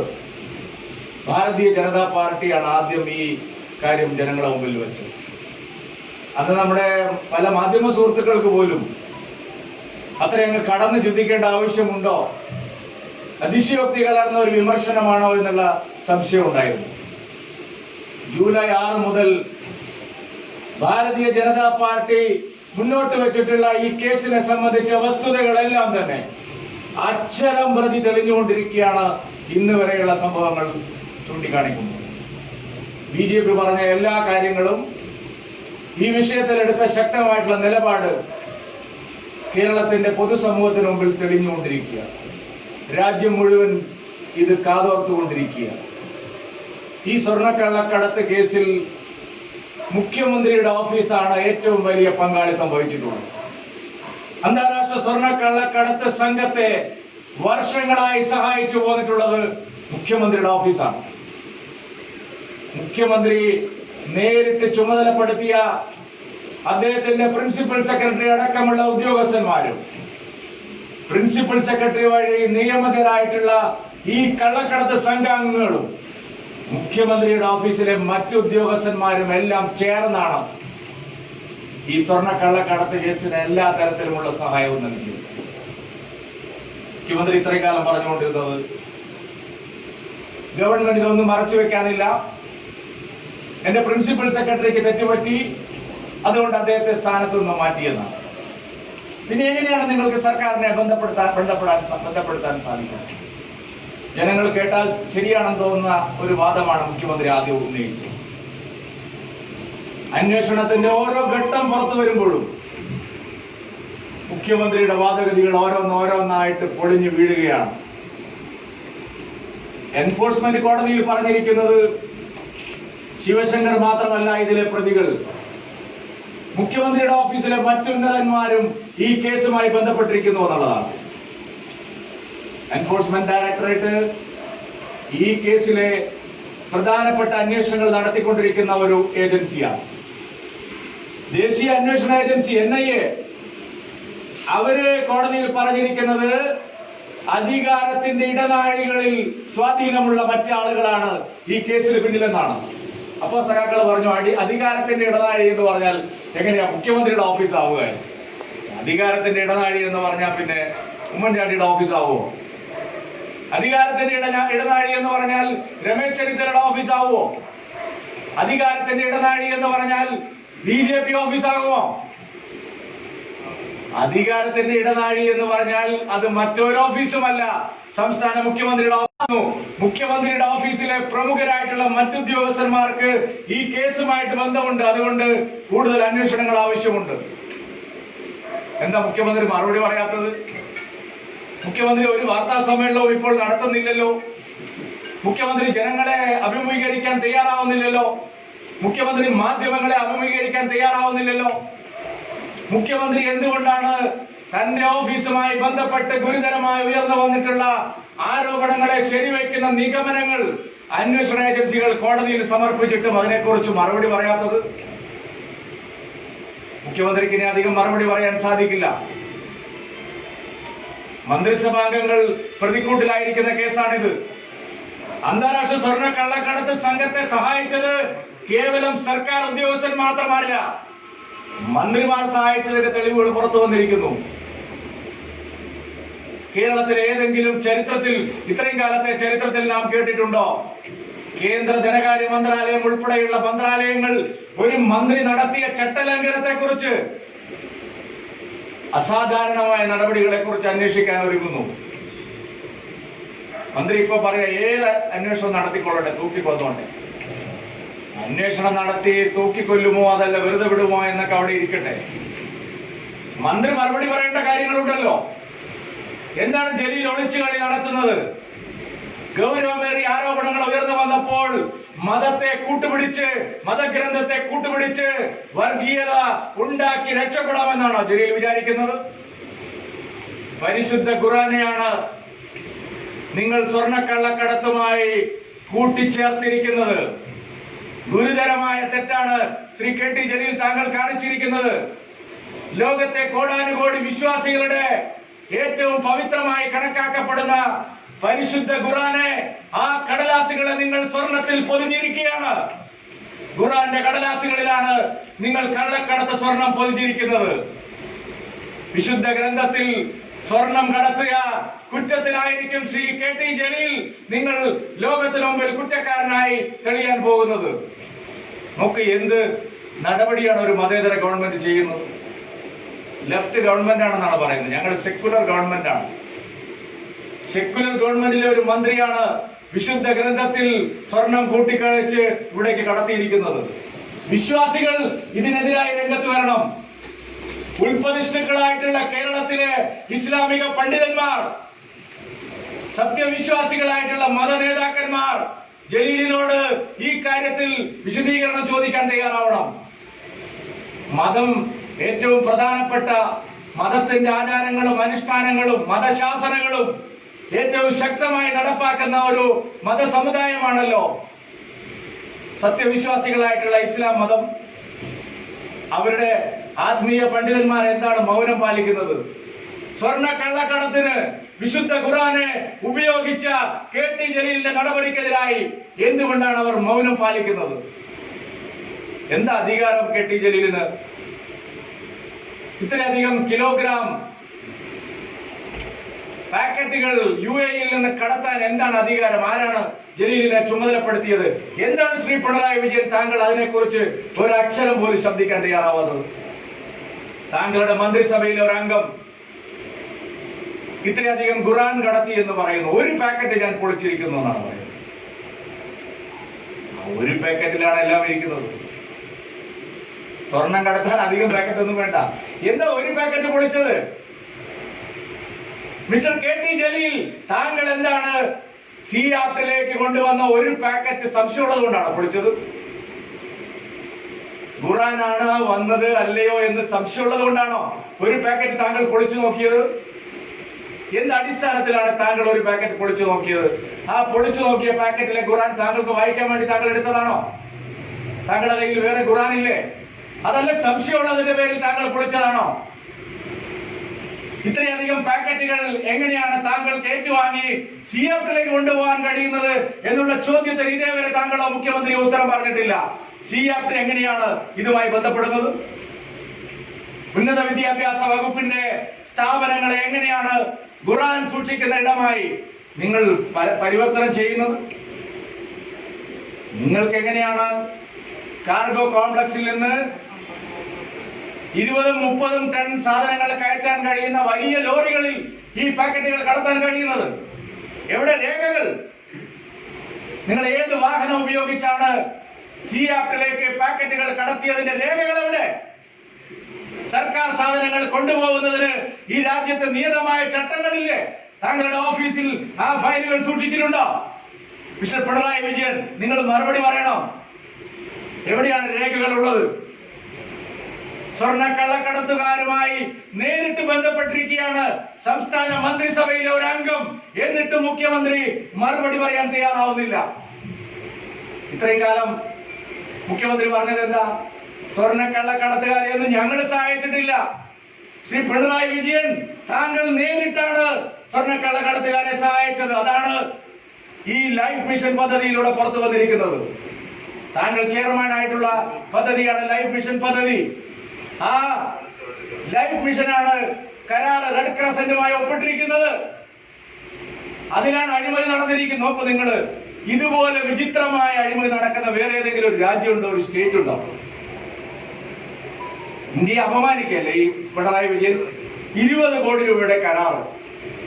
എനിക്ക് എന്റെ മാധ്യമ സുഹൃത്തുക്കളോടെല്ലാം അഭ്യർത്ഥിക്കാനുള്ളത്, ഈ കരാറിന്റെ ഗുണഭോക്താക്കളായി വരുന്ന പാവപ്പെട്ട വീട് ലഭിക്കേണ്ട ആളുകളുടെ ഗതിയാണ്.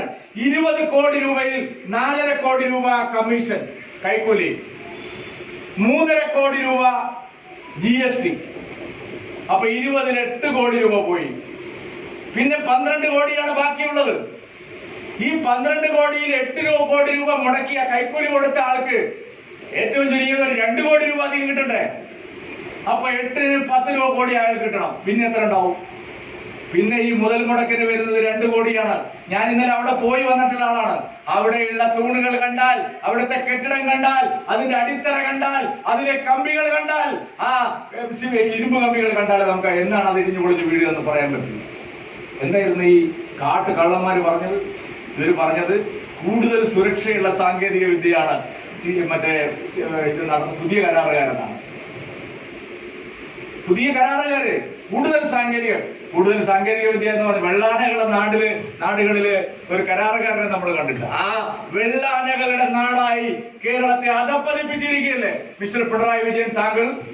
താങ്കളുടെ വകുപ്പിലാണ് ഈ അഴിമതി നടന്നത്. എന്നിട്ട് ഒരു അന്വേഷണമില്ല. ബാലൻ, വ്യത്യസ്തനാമൊരു മന്ത്രിയാം ബാലൻ. ഇതുപോലൊരു കള്ളനെ കഞ്ഞിവെച്ച മന്ത്രി വേറെയില്ല. നിയമമന്ത്രിയാണ് പോലും. ബാലൻ പറയാണ് ഒരു കുഴപ്പമില്ല, എല്ലാം ഞാൻ അറിഞ്ഞു, ഒന്നും അറിയേണ്ട കാര്യമില്ല. ബാലന്റെ ലീലാവിലാസങ്ങളൊക്കെ ഈ നാട്ടിലെ ജനങ്ങളെ വിഡ്ഢികളാക്കാൻ നിങ്ങൾ ഉപയോഗിച്ചുകൊള്ളു. പക്ഷെ നിയമത്തിന് മുമ്പിൽ നിയമമന്ത്രി എന്നുള്ള നിലയിൽ താങ്കൾക്ക് രക്ഷപ്പെടാൻ കഴിയില്ല. താങ്കൾ നിയമകാര്യ മന്ത്രി കൂടിയാണ്. ഇതുപോലെ അഴിമതി നടന്ന ഒരു പദ്ധതി, ആ പദ്ധതിയുടെ ചെയർമാൻ മുഖ്യമന്ത്രി ഗൾഫിൽ പോയി ആണ് ഈ കരാർ സംഘടിപ്പിച്ചത്. വേറെ ആരും പോയിട്ടല്ല. മുഖ്യമന്ത്രിയും ശിവശങ്കരനും സ്വപ്നയും ഗൾഫിൽ പോയിട്ടാണ് ഈ പദ്ധതി ഇവിടേക്ക് കൊണ്ടുവന്നത്. എന്തിനാ കൊണ്ടുവന്നത്? പ്രളയകാലത്ത് വിദേശ രാജ്യങ്ങൾ മുഴുവൻ നടന്ന് അവിടുന്ന് വലിയ തോതിൽ പണം സമാഹരിച്ച് പ്രളയ ദുരിതാശ്വാസത്തിനാണെന്ന് പറഞ്ഞ് ഇവിടേക്ക് കൊണ്ടുവരാനായിരുന്നു പദ്ധതി. മൻമോഹൻ സിംഗിന്റെ കാലമായിരുന്നെങ്കിൽ നടക്കുമായിരുന്നു. നരേന്ദ്ര ദാമോദർ ദാസ് മോദി എന്ന് പറയുന്ന ഒരു പ്രധാനമന്ത്രി ഇന്ത്യ രാജ്യം ഭരിക്കുന്നത് കൊണ്ട് ആ പൂതി നടന്നില്ല. എന്തായിരുന്നു ഉദ്ദേശം? 20% കമ്മീഷനായി ഇവിടെ വരുന്ന ഓരോ പദ്ധതിക്കും. 700 കോടി എന്ന് പറഞ്ഞാൽ 140 കോടി ഒരു പണിയില്ലാതെ പോക്കറ്റ് കിടക്കും. ബാക്കി വേറെ അതിനുവേണ്ടിയായിരുന്നു ഈ ദുഷ്ടലാക്ക്. എന്നിട്ട് മോദിയെ കുറെ കുറ്റം പറഞ്ഞു. കണ്ടില്ലേ, UAE സഹായിക്കുന്നു, സമ്മതിക്കുന്നില്ല, മോദി കാലനാണ്. ഉദ്ദേശം ഇതായിരുന്നു. അപ്പൊ അത് നടക്കാതായപ്പോ സന്നദ്ധ സംഘടനകളുടെ മറവിൽ പദ്ധതികൾ കൊണ്ടുവരുന്നു. അതിലാണ് ഇത്രയും ഭീമമായ അഴിമതി നടന്നിരിക്കുന്നത്. എന്നിട്ട് മുഖ്യമന്ത്രി പറയാ എനിക്കൊന്നും വിശദീകരിക്കേണ്ട ആവശ്യമില്ല. ശ്രീ പിണറായി വിജയൻ, താങ്കൾ വിശദീകരിക്കണം. താങ്കളുടെ ചീഫ് സെക്രട്ടറിയോടാണ് വിവരങ്ങൾ ചോദിച്ചിരിക്കുന്നത്. താങ്കളുടെ ചീഫ് സെക്രട്ടറി വിവരങ്ങൾ നൽകണം. എവിടെ കരാർ? റെഡ് ക്രസന്റുമായിട്ടുള്ള കരാർ എവിടെ?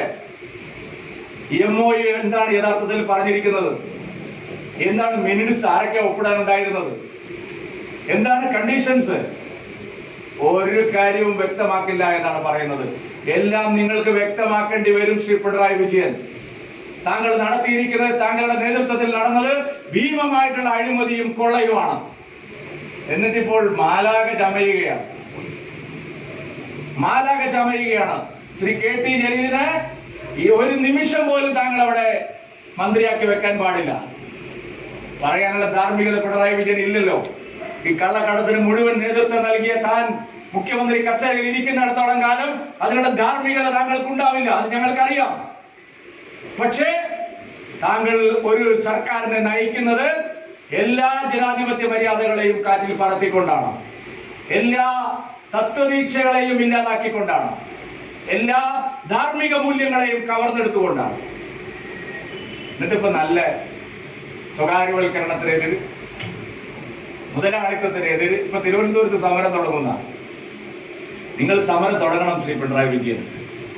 തിരുവനന്തപുരത്ത് നിങ്ങളെ സമരം തുടങ്ങണം. നിങ്ങളെ ഈ മുകളിൽ ഒരാളുണ്ട് എന്ന് സാധാരണ പറയാറുണ്ട്. ഈ സ്വർണ്ണക്കള്ളക്കടത്തായാലും ഈ തിരുവനന്തപുരം വിമാനത്താവളം ആയാലും ഇതെല്ലാം വിനാശകാലത്ത് എന്താ വിപരീത ബുദ്ധി എന്ന പോലെ ഇവർക്ക് ഇപ്പോ ഇവരുടെ അന്ത്യകാലത്ത് കിട്ടിയിട്ടുള്ള കാര്യം ഞങ്ങളത് സ്വാഗതം ചെയ്യുന്നു. തിരുവനന്തപുരത്ത് നിങ്ങളെ സമരം ഒന്ന് ശക്തിപ്പെടുത്തണം.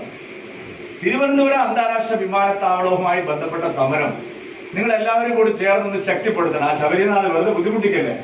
രമേശ് ചെന്നിത്തല, ഉമ്മൻചാണ്ടിയൊക്കെ കൂടി സമരം ചെയ്യട്ടെ. നാളെ പ്രമേയം പാസ്സാക്കട്ടെ. ഞങ്ങൾ ഒരു MLA ഉണ്ടെങ്കിൽ സ്വാഗതം ചെയ്യുന്നു നാളത്തെ പ്രമേയം. നിങ്ങൾ സംയുക്ത പ്രമേയം പാസ്സാക്ക്. ശ്രീ രമേശ് ചെന്നിത്തല, ശ്രീ ഉമ്മൻചാണ്ടി, നിങ്ങൾ ഒരുമിച്ച് തിരുവനന്തപുരം വിമാനത്താവളത്തിന്റെ സംയുക്ത പ്രമേയം പാസ്സാക്കണം. ശശി തരൂരും ശബരിനാഥനും ഒക്കെ പറയുന്നത് നിങ്ങൾ കേൾക്കരുത്. നിങ്ങൾ പാസ്സാക്കണം ആ പ്രമേയം. കരാറ് 3 കമ്പനികളാണ് കരാറിൽ പങ്കെടുത്തത്. ഈ തിരുവനന്തപുരം വിമാനത്താവളത്തിന്റെ ബിഡിൽ പങ്കെടുത്തത് 3 ആളുകളാണ്. 2 പ്രധാനപ്പെട്ട കക്ഷികളാണ്. ഒന്ന് അദാനി ഗ്രൂപ്പും ഒന്ന് പിണറായി ഗ്രൂപ്പും. അദാനി ഗ്രൂപ്പിന് കൺസൾട്ടൻസിക്ക് ഇത്രയും പൈസ ആയിട്ടില്ല. കാരണം 1,55,00,000 രൂപയാണ് കരാറിൽ പങ്കെടുക്കാനുള്ള കൺസൾട്ടൻസി എങ്കിൽ കരാർ പൂർത്തിയാകുമ്പോഴേക്കല്ല ഈ 50 കൊല്ലത്തേക്ക് എത്ര കൺസൾട്ടൻസി വാങ്ങിയിട്ടുണ്ടാവും? 1,55,00,000 KPMGക്ക് കരാറിന്റെ കാര്യങ്ങൾ അതിനു വേണ്ടിയിട്ട്. ഇവിടെ ഏതൊരു ചാർട്ടേഡ് അക്കൗണ്ടന്റ് എടുത്തു പോലെ നിങ്ങളുടെ സ്വപ്നയുടെ ചാർട്ടേഡ് അക്കൗണ്ടന്റ് തന്നെ ഉണ്ടല്ലോ, ശിവശങ്കറിന്റെയും പിണറായിയുടെയും. ഏതൊരു ചാർട്ടേഡ് അക്കൗണ്ടന്റിന്റെ കയ്യിൽ എടുത്തു പോയാലും ഇത് സംബന്ധിച്ചുള്ള കാര്യങ്ങൾ പരിശോധിച്ച് ഒരു 5 ലക്ഷമോ 10 ലക്ഷം ഇനി 25 ലക്ഷം വേണം കൊടുത്തിട്ട് നിങ്ങൾക്ക് ചെയ്യാം. 1,55,00,000. അത് കഴിഞ്ഞ് ഒരു 55 ലക്ഷം വേറെ നിയമ കൺസൾട്ടൻസി. ഒരേ നിയമ കൺസൾട്ടൻസിയാണ് 2 കൂട്ടർക്കും. അദാനിയുടെ മകന്റെ ഭാര്യയാണ് ഇവരുടെ നിയമ കൺസൾട്ടൻസി. നിയമ കൺസൾട്ടൻസിയോട് ചോദിച്ചിട്ടല്ലേ ടെൻഡറിൽ പങ്കെടുക്കാൻ. പിന്നെ അതിന്റെ ഒരു കൺസൾട്ടന്റിന്റെ ആവശ്യമില്ലല്ലോ. ഈ ഫിനാൻഷ്യൽ ബിഡിൽ നിങ്ങൾ എങ്ങനെ പങ്കെടുത്തത്? ഇതിന് എത്ര കോട്ട് ചെയ്യണം നിങ്ങൾ ആരോട് ചോദിച്ചിട്ട് എടുത്തത്? പിണറായി വിജയൻ സ്വയം കോട്ട് ചെയ്തതാ. ഈ തിരുവനന്തപുരം വിമാനത്താവളത്തിന്റെ കരാറിൽ എത്ര തുകയ്ക്ക് കോട്ട് ചെയ്യണം? ഒരു പാസഞ്ചർ തിരുവനന്തപുരം വിമാനത്താവളത്തിൽ വന്നാൽ നിങ്ങൾ സർക്കാരിന് കൊടുക്കേണ്ടത്, ഈ സർവീസിനെല്ലാം ചേർന്ന് നിങ്ങൾ സർക്കാരിന് കൊടുക്കേണ്ടത് 135 രൂപയാണ് എന്ന് നിങ്ങൾ എങ്ങനെയാണ് നിജപ്പെടുത്തിയത്? എന്തിനാണ് നിങ്ങൾ കൺസൾട്ടൻസിയെ വെച്ചത്? ഈ നാട്ടിൽ ജനങ്ങൾ എല്ലാവരും ബിഡുകളല്ലോ. നിങ്ങൾ കൺസൾട്ടൻസിയെ വെച്ചത് ഇതിന്റെ ടെക്നിക്കൽ ബിഡും ഇതിന്റെ ഫിനാൻഷ്യൽ ബിഡും അതെങ്ങനെ ചെയ്യണം എന്ന് തീരുമാനിക്കാനാണ്. അപ്പൊ നിങ്ങൾ അദാനിയുടെ മകന്റെ ഭാര്യയോട് ചോദിച്ചിട്ട് നിങ്ങൾ ഇവിടെ 135 പിന്നെ കോട്ട് ചെയ്യുന്നതെങ്കിൽ ഉറപ്പല്ലേ 160 അദാനി കോട്ട് ചെയ്യുന്നത്? അപ്പൊ നിങ്ങൾ അദാനിയുമായിട്ട് നേരത്തെ ധാരണ ഉണ്ടാക്കിയതാണോ? അദാനിക്ക് കൊടുക്കാൻ നിങ്ങൾ നേരത്തെ തീരുമാനിച്ചതാണോ? നിങ്ങൾ അദാനി ഗ്രൂപ്പിനുമായി ബന്ധമുള്ള നിയമോപദേശകരെ കൺസൾട്ടൻസി ആക്കി വെച്ചത് എന്തിനാണ്? നിങ്ങൾ മറുപടി പറയണം ശ്രീ പിണറായി വിജയൻ. വൈകുന്നേരത്തെ ആകാശവാണി കൊണ്ട് കാര്യമില്ല. വൈകുന്നേരം 1 മണിക്കൂർ ആകാശവാണി, 5 മിനിറ്റ് ദേശാഭിമാനിയിലെയും കൈരളിയിലെയും ലേഖകന്മാർക്ക്, അതിൽ 4 മിനിറ്റ് അവർക്കുള്ള ചോദ്യമാണ്. ബാക്കി 1 മിനിറ്റാണ് ഏഷ്യാനെറ്റിനും മാതൃഭൂമിക്കും മനോരമയ്ക്കും മീഡിയ വണ്ണനും ജനത്തിനും ഒക്കെ 1 മിനിറ്റാണ്. ഈ 1 മിനിറ്റിൽ ബാക്കി എല്ലാവരും ചോദിക്കണം. ആ 4 മിനിറ്റ് മുഴുവൻ കൈരളിയും. അതുകൊണ്ട് കാര്യമില്ല ശ്രീ പിണറായി വിജയൻ. ഏറ്റവും നാണം കെട്ട ഒരു നടപടിയായി പോയി ഇത്. കരാറിൽ പങ്കെടുക്കുന്ന അതേ സ്ഥാപനവുമായി ബന്ധമുള്ള അവരുടെ മകന്റെ ഭാര്യയുടെ ലീഗൽ കൺസൾട്ടൻസിയെ ഈ കരാറിൽ നിയമോപദേഷ്ടാക്കളാക്കി വെച്ച പിണറായി വിജയനെ പോലെ ഉളുപ്പും മാനവും ഇല്ലാത്ത ഒരു നടപടി, ഒരു സർക്കാർ നടപടി നമ്മുടെ രാജ്യത്തിന്റെ ചരിത്രത്തിൽ നാം കണ്ടിട്ടുണ്ടോ? ഇത് എന്ത് നടപടിയാണിത്? ഞാൻ അതുകൊണ്ടാണ് ഇന്നലെ പറഞ്ഞത് കുമ്പിടിയെന്ന്. ആള് ഭയങ്കര ദിവ്യനാണോ? അദാനിക്കെതിരായിട്ടുള്ള സമരത്തിന് മുമ്പിലുണ്ട്, അദാനിയെ കൂട്ടിയുള്ള കരാറിന് മുമ്പിലുണ്ട്. ദിവ്യനാണെങ്കിൽ മഹാദിവ്യനല്ലേ ശ്രീ പിണറായി വിജയൻ? എന്തിനാണ് ജനങ്ങളെ ഇങ്ങനെ പരിഹസിക്കുന്നത് ശ്രീ പിണറായി വിജയൻ? നിങ്ങൾ ഈ വിഴിഞ്ഞത്തിന്റെ കാര്യത്തിൽ എന്താ ചെയ്തത്? ഈ വിഴിഞ്ഞം തുറമുഖത്തിന്റെ കാര്യത്തിൽ നിങ്ങൾ എന്താ ആദ്യം എടുത്ത സ്റ്റാൻഡ്? ഭയങ്കര ക്യാപിറ്റലിസ്റ്റ് വിരുദ്ധനായിരുന്നല്ലോ. ഭയങ്കര മുതലാളിത്ത സാമ്രാജ്യത്വ വിരുദ്ധമാണല്ലോ പ്രസംഗിച്ചത്. എന്തിനാ മുതലാളി AKG സെന്ററിൽ വന്നത്? മുഖ്യമന്ത്രിയുടെ ഓഫീസിൽ പോകുന്നത് സ്വാഭാവികം. എന്തിനാ AKG സെന്ററിൽ വന്നത്? AKG സെന്ററിൽ വന്നപ്പോ മഞ്ഞുരുകിയല്ലോ. രണ്ടാമതൊന്നുകൂടി AKG സെന്ററിൽ കൊണ്ടുവരാനാണോ ഈ സമരം? അങ്ങനെ മഞ്ഞുരുക്കാനാണോ ഉദ്ദേശിക്കുന്നത്? എന്തിനാണ് ജനങ്ങളെ കണ്ണിൽ പൊടിയിടുന്നത്? ഈ തിരുവനന്തപുരം നഗരത്തിലെ, തിരുവനന്തപുരം ജില്ലയിലെ സാധാരണക്കാരായ ജനങ്ങളോട് തിരുവനന്തപുരം വിമാനത്താവളത്തിന്റെ വികസനവുമായി ബന്ധപ്പെട്ട് ഒരു റഫറൻഡം നടത്താനുള്ള ധൈര്യം ശ്രീ പിണറായി വിജയൻ താങ്കൾ കാണിക്കുമോ? നിങ്ങൾ ധൈര്യമുണ്ടോ കാണിക്കാൻ? ഞാൻ ശ്രീ പിണറായി വിജയനോട് വിനീതമായ ഒരു കാര്യം ചോദിക്കാൻ ആഗ്രഹിക്കുകയാണ്. കോർപ്പറേഷൻ തെരഞ്ഞെടുപ്പ്, നിങ്ങളിപ്പോ തദ്ദേശ തെരഞ്ഞെടുപ്പ് നടത്താൻ പോവല്ലോ. തിരുവനന്തപുരം കോർപ്പറേഷനിൽ ശ്രീ വി രാജേഷ് ഇവിടെ ഇരിക്കുന്നുണ്ട്. ഇവിടുത്തെ തിരുവനന്തപുരത്തെ നേതാക്കൾ എല്ലാവരും ഇരിക്കുന്നുണ്ട്. അവരുടെ എല്ലാം സമ്മതത്തോടുകൂടി ഞാൻ പിണറായി വിജയനോട് ചോദിക്കാൻ ആഗ്രഹിക്കുന്നു. തിരുവനന്തപുരം കോർപ്പറേഷനിൽ ഈ തിരുവനന്തപുരം വിമാനത്താവള വികസനം ഉൾപ്പെടെയുള്ള സ്വകാര്യവൽക്കരണം ഉൾപ്പെടെയുള്ള വികസന പദ്ധതികൾ തെരഞ്ഞെടുപ്പ് വിഷയമാക്കി ഈ തദ്ദേശ തെരഞ്ഞെടുപ്പിനെ മത്സരിക്കാൻ നിങ്ങൾക്ക് ധൈര്യമുണ്ടോ? നിങ്ങൾ രണ്ടു കൂട്ടർ ചേർന്ന് ഒരുമിച്ച് മത്സരിക്കും. ഞങ്ങൾ റെഡിയാണ് ആ ചാലഞ്ച് ഏറ്റെടുക്കാൻ. തിരുവനന്തപുരം വിമാനത്താവളത്തിന്റെ വികസനവുമായി ബന്ധപ്പെട്ട് ഇപ്പോൾ ഉയർന്നു വന്നിരിക്കുന്ന വിവാദം പ്രധാനപ്പെട്ട തെരഞ്ഞെടുപ്പ് വിഷയമായി ചർച്ച ചെയ്യാൻ ഭാരതീയ ജനതാ പാർട്ടി അത് നിങ്ങളെ വെല്ലുവിളിക്കുകയാണ്. ഉമ്മൻചാണ്ടിയും രമേശനും പിണറായിയും കോടിയേരി എല്ലാം ഒരുമിച്ച് സ്ഥാനാർത്ഥികളെ നിർത്തിക്കോളൂ. ഞങ്ങൾ ജനങ്ങളുടെ പിന്തുണയോടുകൂടി ഈ തെരഞ്ഞെടുപ്പിൽ അതിൽ മത്സരിക്കാൻ തയ്യാറാണ്. അതുകൊണ്ട് ഈ ഇരട്ടത്താപ്പ്, ഹിപ്പോക്രസി എന്ന് പറഞ്ഞാൽ ഇത്രയും തലതൊട്ടപ്പന്മാര് നമ്മുടെ രാജ്യത്ത് വേറെയില്ല. അതുകൊണ്ട് ഈ വഞ്ചനാപരമായ നിലപാട് നിങ്ങൾ അവസാനിപ്പിക്കുന്നതാണ് നല്ലത്. സുഹൃത്തുക്കളെ, ഞാൻ ദീർഘിപ്പിക്കുന്നില്ല. ഈ സമരം ഇവിടെ അവസാനിക്കുകയല്ല. നാളെ മുതൽ ഭാരതീയ ജനതാ പാർട്ടിയുടെയും ദേശീയ ജനാധിപത്യ സഖ്യത്തിന്റെയും വലിയ സമരങ്ങൾ കേരളത്തിൽ ഉയർത്തിക്കൊണ്ടുവരികയാണ്. മുഖ്യമന്ത്രി രാജിവെക്കുന്നത് വരെ ഈ സ്വർണ്ണക്കള്ളക്കടത്ത് കേസിന്റെ മുഴുവൻ വിശദാംശങ്ങളും നിയമത്തിന് മുമ്പിലൂടെ പുറത്തു കൊണ്ടുവരുന്നത് വരെ ശക്തമായിട്ടുള്ള പ്രക്ഷോഭങ്ങളുമായി ഞങ്ങൾ മുമ്പോട്ട് പോവുകയാണ്. അതിന് നിങ്ങളുടെ എല്ലാവരുടെയും അകമഴിഞ്ഞ പിന്തുണ ഇക്കാലങ്ങളിൽ ലഭിച്ചിട്ടുണ്ട്. തുടർന്നും അത്തരത്തിലുള്ള മഹനീയമായിട്ടുള്ള പിന്തുണ ഞങ്ങൾക്കുണ്ടാവണം എന്ന് എല്ലാവരോടും വിനീതമായി അഭ്യർത്ഥിച്ചുകൊണ്ട്, ഞങ്ങളെ അനുഗ്രഹിക്കണമേ, ആശീർവദിക്കണമേ എന്ന് അഭ്യർത്ഥിച്ചുകൊണ്ട് ഞാൻ എന്റെ വാക്കുകൾ അവസാനിപ്പിക്കുന്നു. നിങ്ങൾക്ക് നമസ്കാരം. വന്ദേ മാതരം. നന്ദി സുരേന്ദ്രജി. ഉപവാസ സമര പരമ്പരയുടെ അവസാന ദിവസം ആയ ഇന്ന് നടക്കുന്ന ഈ ഭൂസമ്മേളനത്തിൻ്റെ സമാപന സെഷനിൽ നന്ദി അർപ്പിക്കുവാൻ വേണ്ടി പാർട്ടിയുടെ മുതിർന്ന നേതാക്കളിൽ ഒരാളും സംസ്ഥാന വൈസ് പ്രസിഡന്റുമായിട്ടുള്ള വി ടി രമ ടീച്ചറോട് രമ ടീച്ചർ സ്വാഗതം.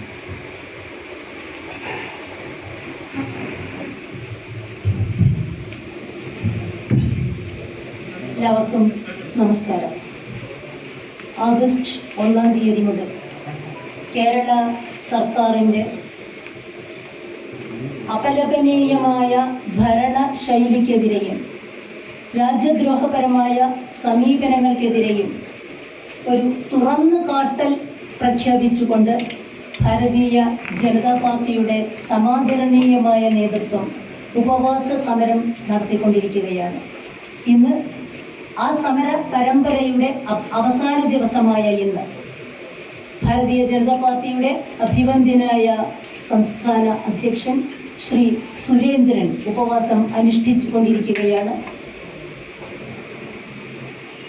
സ്വർണത്തിൻ്റെ പേരിലായാലും സ്വജന പക്ഷപാതത്തിൻ്റെ പേരിലായാലും കേരള LDF ഗവൺമെന്റ് നടത്തിക്കൊണ്ടിരിക്കുന്ന, പ്രത്യേകിച്ച് പിണറായി വിജയന്റെ ഏകാധിപത്യ പ്രവണതയോടുകൂടി നടത്തിക്കൊണ്ടിരിക്കുന്ന ഈ അഴിമതി കഥയുടെ കളങ്കം കഴുകിക്കളയാൻ അറബിക്കടലിലെ മുഴുവൻ ജലത്തിനും സാധിക്കില്ല.